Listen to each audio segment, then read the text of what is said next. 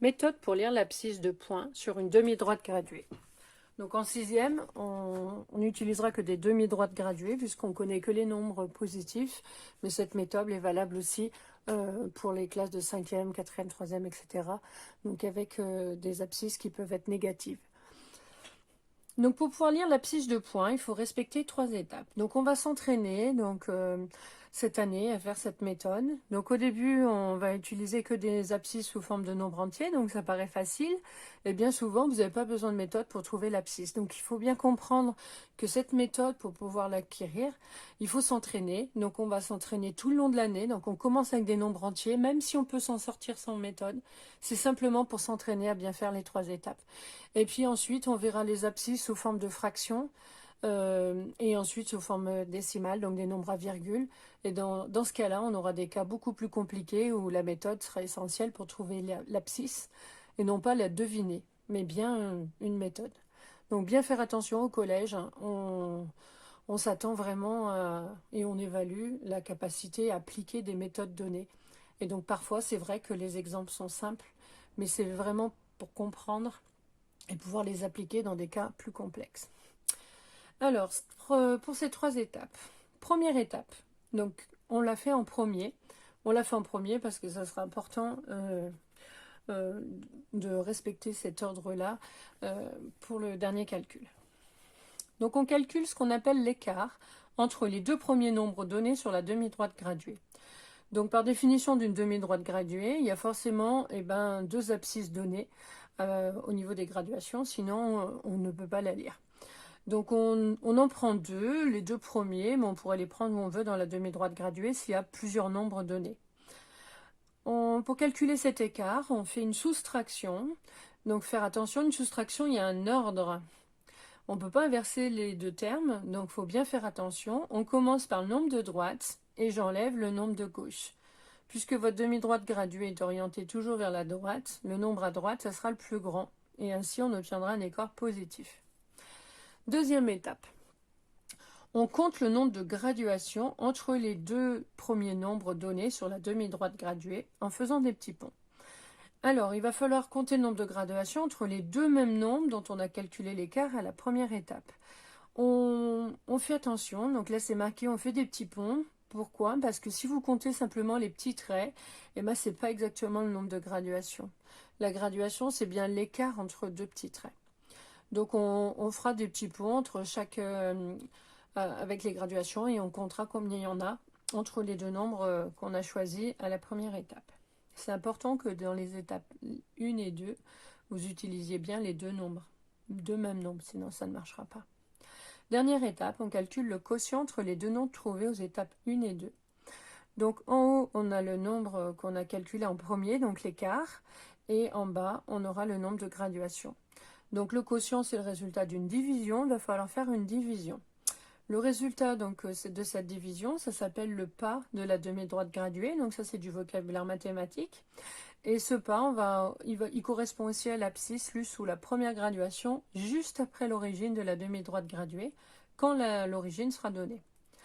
Donc attention, ce quotient, ce pas qu'on va calculer, soit on va le trouver sous forme d'entier, donc comme là au début du chapitre, au début de l'année, puisqu'on travaille sur les nombres entiers. Les abscisses que l'on cherche, ça peut aussi être des fractions ou des nombres décimaux. Et dans ce cas-là, cette division, soit on va essayer de simplifier la fraction, si on veut le résultat sous forme d'une fraction, donc sous forme fractionnaire, soit on va effectuer la division et on peut tomber donc sur une division avec un résultat décimal, donc un nombre à virgule. Et dans ce cas-là, on aura des abscisses qui pourront être écrites sous forme décimale. Donc là, je vais vous proposer 2 exemples, donc avec des nombres entiers, comme on est au début du chapitre.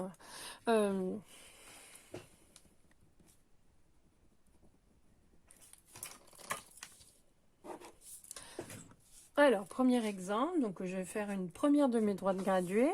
Alors, sachant que le pan, on va le calculer à gauche, je vais laisser de la place pour pouvoir calculer, pour pouvoir faire ma demi-droite graduée.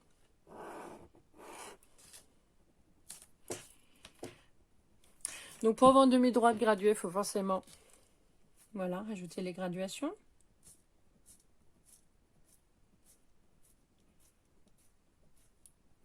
et une orientation donc vers la droite. La consigne, donc ici, ça sera de donner l'abscisse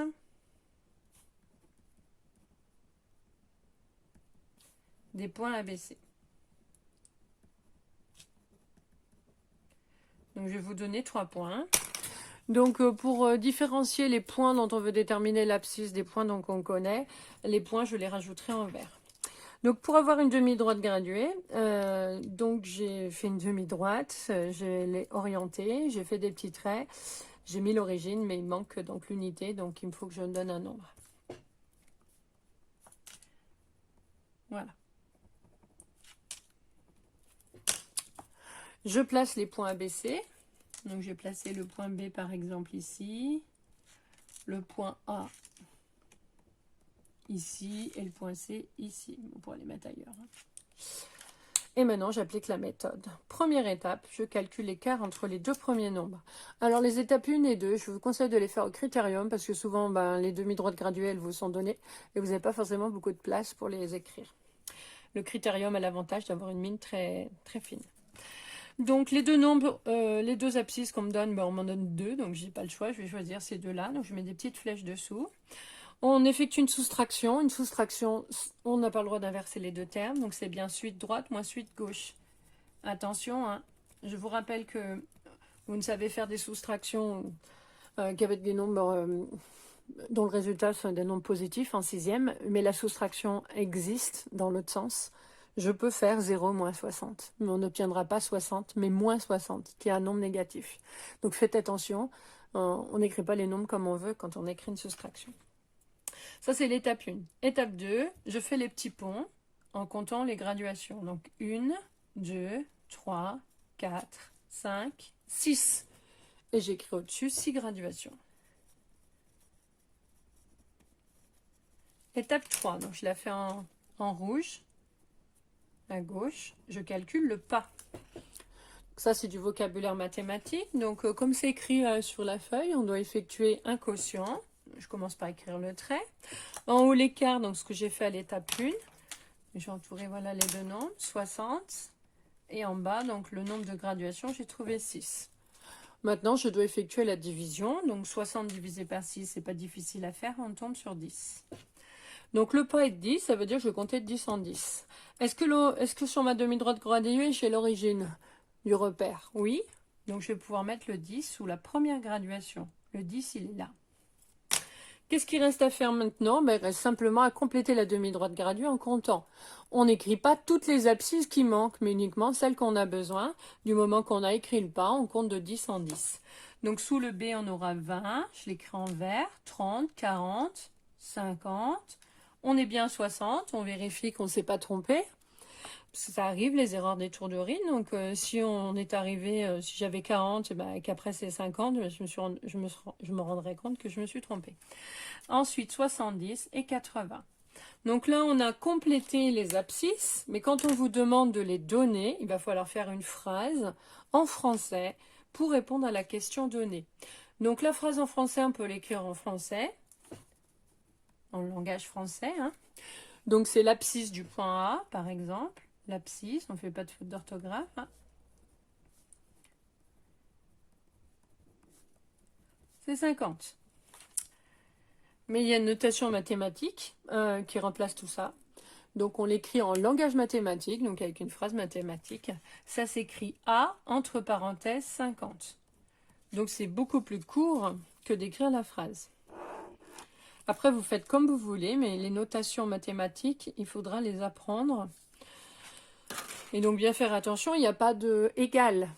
A, c'est en géométrie, un point, c'est pas égal à un nombre. Un point, c'est une croix sur une feuille, sur un dessin, mais c'est pas égal à un nombre.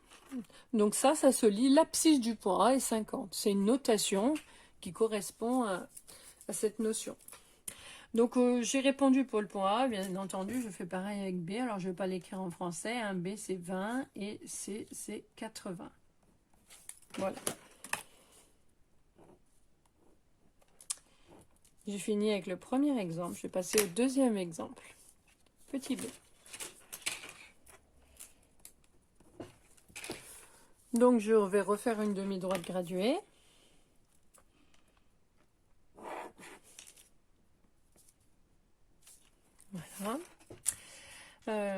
cette fois-ci, je ne vais pas commencer par l'origine pour que vous ayez un modèle.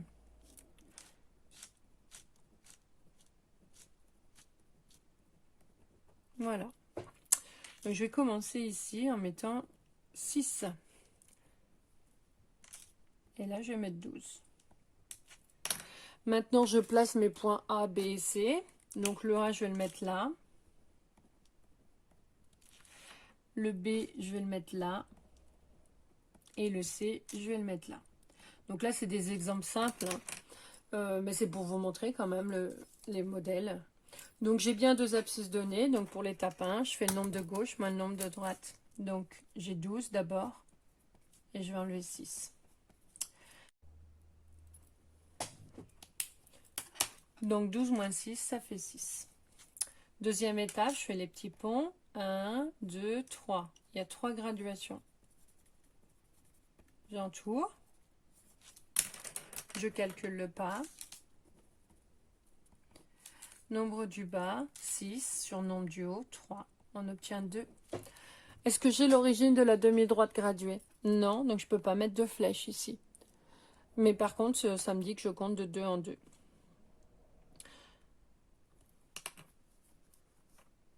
Donc du coup, j'ai plus qu'à compter. Donc après 6, 7, 8, 9, 10. Là, on a 14. Et avant, on a 4. Et on répond. Donc bien faire attention quand on vous demande de donner l'abscisse de points. Il y a 2 choses à faire. 1, compléter la demi-droite graduée en respectant les 3 étapes. Et 2, ne pas oublier de conclure et donner les abscisses. Donc l'abscisse du point A, c'est 10. L'abscisse du point B, c'est 14. Et l'abscisse du point C, c'est 4.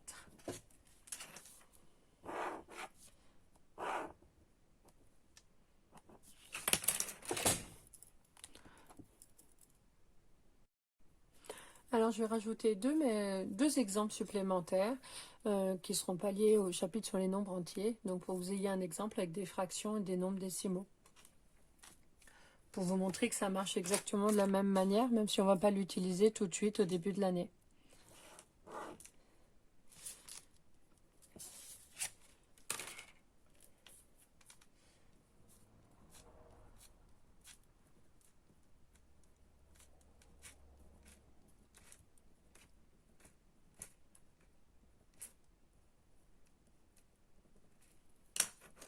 Voilà, donc là, je mets ma demi-droite graduée. Je place mes points. Donc, je vais mettre le point A là. Je vais mettre le point B ici. Et le point C là. Voilà. Donc, je fais ma méthode en 3 étapes. D'abord, première étape, l'écart. Donc, le nombre de droite moins le nombre de gauche. 1 moins 0 égale 1. Deuxième étape, les petits ponts. 1, 2, 3, 4. 4 graduations. Troisième étape, le pas. Donc, nombre du bas sur nombre du haut, on obtient un quart. Donc, je vais le garder sous forme de fraction. Donc, je vais compter l'écart. Donc là, on va lire les options sous forme fractionnaire. Donc, j'ai plus qu'à compter 1 quart, 2 quarts, 3 quarts. 1, c'est pareil que 4 quarts. Donc ça, je vous conseille de l'écrire au début, en fait. Et de compter les nombres entiers. Donc, on compte tous les 4. Donc, vous comptez 1, 2, 3, 4. On fait une graduation plus grande, on met le 2. 1, 2, 3, 4. On met le 3. Là, je vous conseille, voilà, d'écrire les fractions égales. Quel nombre en quart est égal à 2? C'est 8 quarts. 8 divisé par 4, ça fait 2. Quel nombre est égal à 3? C'est 9. C'est 12 quarts. 12 divisé par 4, ça fait bien 3, puisque 3 fois 4 égale 12. Donc, de faire ça, ça vous empêche de recommencer depuis le début. Donc là, je suis assurée que j'ai bien 4 sur 4. Donc, je compte 5, 6 quarts. 7, 8, 9, 10, 11, 12. C'est cohérent, je ne me suis pas trompée. Et donc, après 12, on a 13. Donc, le fait d'écrire les nombres entiers et leur équivalence en fractions, ça me permet de ne pas avoir à compter toutes les graduations. Voilà, donc une fois qu'on a fait ça, on donne les abscisses. Donc le A, on a dit que c'était 3 quarts. Le B, c'est 6 quarts. qui pourrait simplifier en 3/2. Donc ça, c'est suivant la consigne, s'il demande de simplifier ou pas les fractions. Donc ça, c'est quand on me demande des abscisses sous forme fractionnaire, et donc le pas sera sous forme fractionnaire. Dernier exemple, donc avec des nombres décimaux. Donc je refais une demi-droite graduée.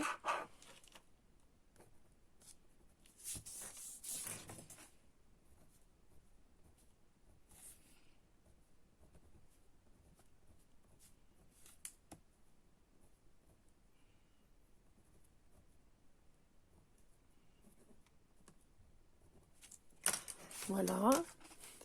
Donc là, j'ai mis des abscisses entières, mais on verra après.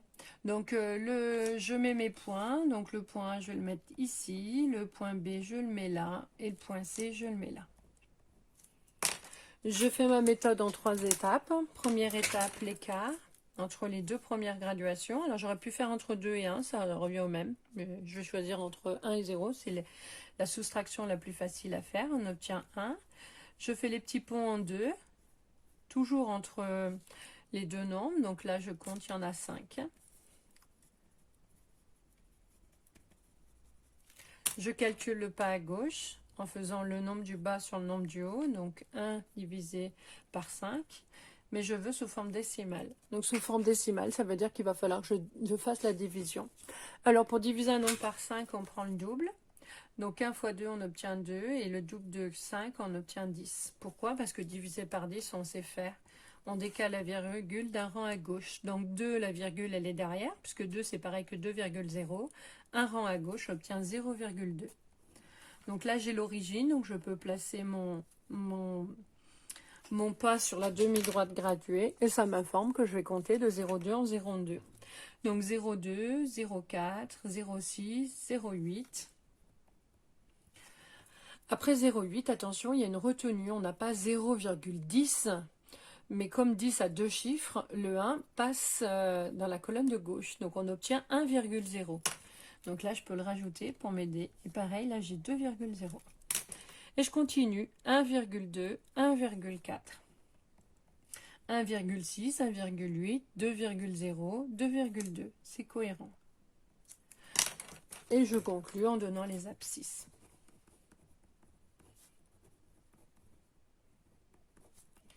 Et c'est 2,2. Voilà, donc là la méthode est terminée avec les différentes difficultés que vous pourrez rencontrer.